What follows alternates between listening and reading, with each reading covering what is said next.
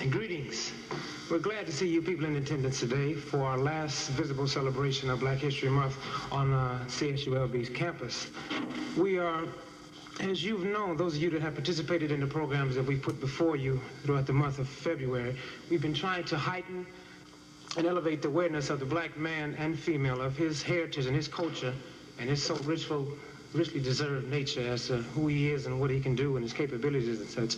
We're glad to see you people in attendance today, and we hope that you benefit from this program as much as we do and as much as we do in bringing it to you.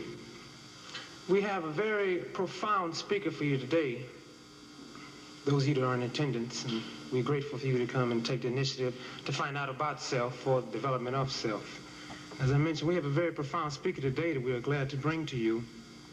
And what we want you to do at the end of the program is stick around and ask questions. Find out what we are doing.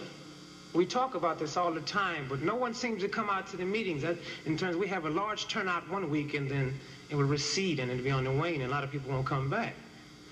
We have a lot of programs that we can utilize everyone's participation in some form or another, because all we're doing is building the organizations and building our awareness of ourselves on campus here.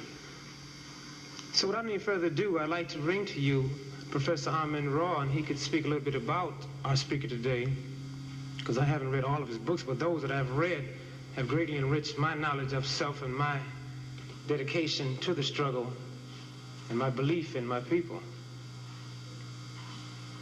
So without any further ado, I'd like to bring to you Professor Amin-Ra.